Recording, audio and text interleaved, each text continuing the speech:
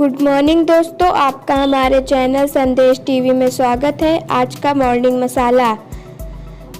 75वें स्वतंत्रता दिवस सबसे बड़ा झंडा पीटीआई। जातीय गणना से भाग रही सरकार, बोली कांग्रेस। जाने वो सब कुछ जो आप चाहते हैं। दैनिक भास्कर से भारत के गिफ्ट किए गए हेलीकॉप्टर पर तालिबान का कब्जा। डेल्टा वेरिएंट के आगे हर्ड इम्यूनिटी बेअसर, खरीदे आ सकते हैं फाइजर के 5 करोड़ डोज। सबसे पहले आज के प्रमुख इवेंट जिन पर होगी नजर। प्रधानमंत्री मोदी आत्मनिर्भर नारी शक्ति से संवाद कार्यक्रम में वीडियो कॉन्फ्रेंसिंग से महिला स्व सहायता समूह से चर्चा करेंगे। पश्चिम बंगाल में कोरोना से मारे गए फ्रंटलाइन वर्कर्स को मुआवजा न मिलने के मामले में कोलकाता हाई कोर्ट में सुनवाई होगी। अब कल की प्रमुख खबरें जो आपको अपडेट रखेंगी। भारत के गिफ्ट किए गए हेलीकॉप्टर पर तालिबान का कब्जा।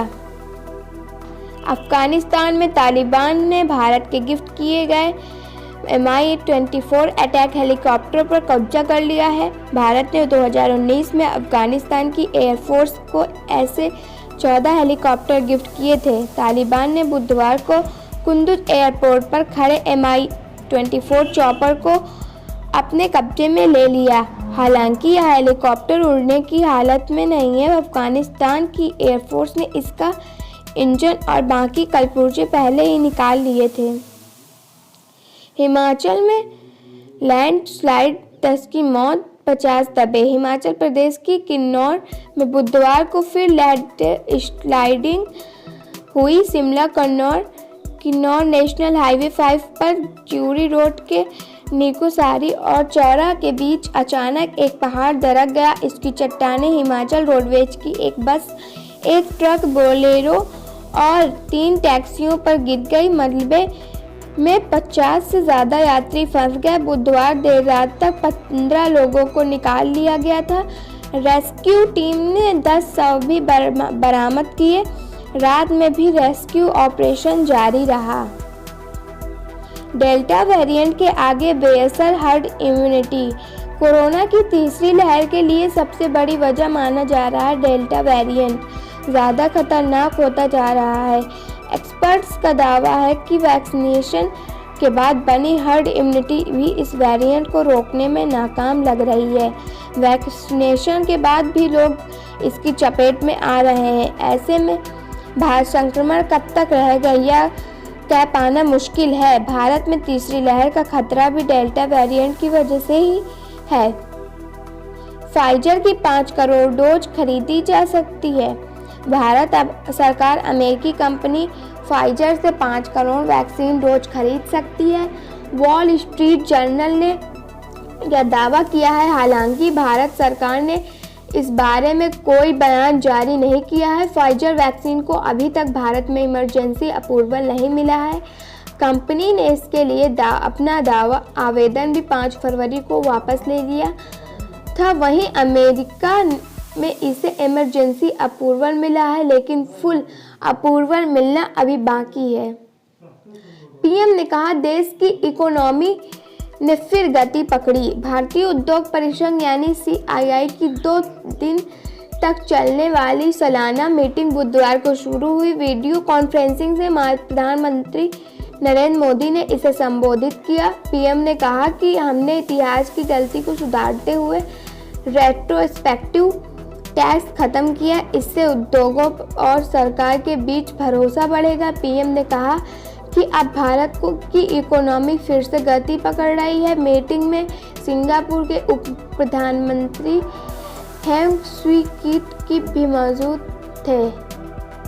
क्रिप्टो करेंसी की सबसे बड़ी चोरी, 4,545 करोड़ का नुकसान। डिजिटल वर्ल्ड के चारों यानी हैकर्स ने $60 करोड़ से ज़्यादा की इथेरियम और दूसरी क्रिप्टो करेंसी चुरा ली है। Blockchain technology based platform poly network ने मंगलवार को चोरी की जानकारी एक ट्वीट के जरिए दी। इस साल क्रिप्टो करेंसी में सेंधमारी की गई घटनाएं हुई हैं, लेकिन इतनी बड़ी चोरी पहली बार हुई है। एक IR दर्ज होने के बाद आप सांसद संजय सिंह का वार, बोले CM योगी मेरा एनकाउंटर करवा दें, झुकने वाला नहीं। आम आदमी पार्टी के राज्यसभा सांसद संजय सिंह ने मुख्यमंत्री योगी आदित्यनाथ को घेरते हुए कहा कि मेरे ऊपर 15वां मुकदमा लिखवा दिया है, वह मेरा एनकाउंटर करा दे, लेकिन मैं झुकने और डरने वाले नहीं हूँ। मेरा जुर्म है कि मैंने चंदा चोरी, वेंटिलेटर, ऑक्सीमीटर, जल जीवन मिशन का घोटाला उजागर किया है। क्या उत्तर प्रदेश में घोटालों को उजागर करने का और अन्याय अत्याचार के खिलाफ आवाज उठाना गुनाह है? जनसत्ता से OBC लिस्ट पर 127वां संविधान संशोधन पास, उधर विपक्ष की राज्यसभा में फिर हंगामा, वेल में जाकर उछाले पर्चे।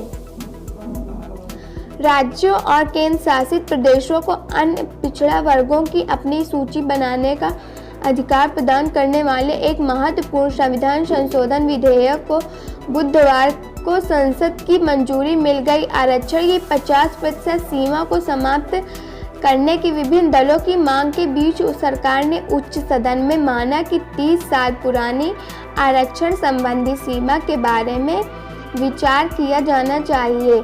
हालांकि इस दौरान सदन में विपक्ष ने राज्यसभा में फिर हंगामा किया, वेल में जाकर पर्चे उछाले, शोरगुल किया।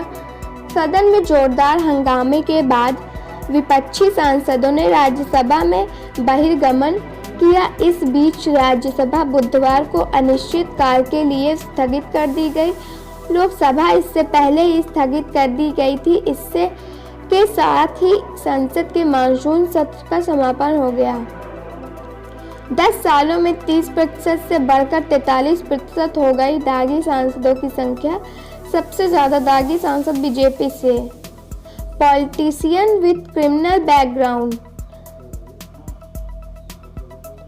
दैनिक भास्कर से कुछ अहम खबरें सिर्फ हेडलाइन में।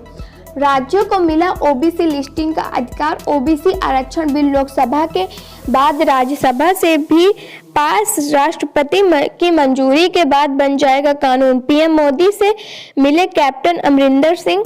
कृषि सुधार कानून रद्द करने की उठाई मांग, बोले विदेश विरोधी ताकतें उठा सकती हैं किसान आंदोलन का फायदा। इजराइल पर चीन की साइबर अटैक, हैकर्स ने IT, टेलीकॉम सेक्टर और सरकारी कंपनियों का डेटा चुरा लिया। फारसी में बात की ताकि ईरान पर शक जाए। आज के दिन इतिहास में क्या हुआ था?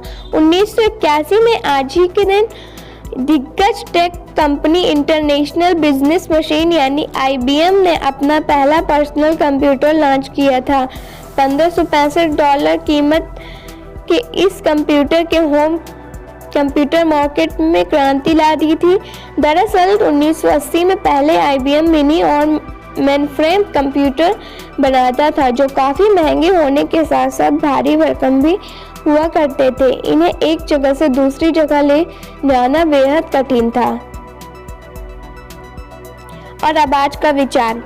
गलती करना शर्म नहीं बल्कि सबक है। इसे जिंदगी को बेहतर बनाने के अवसर के तौर पर देखें और आगे बढ़ें। सांता जयराम ने कहा था। आपका दिन शुभ हो। कल फिर मिलेंगे। तो दोस्तों, अगर आपको हमारा वीडियो पसंद आया हो तो लाइक करें और डेली ऐसी खबरें पाने के लिए सब्सक्राइब करें। धन्यवाद।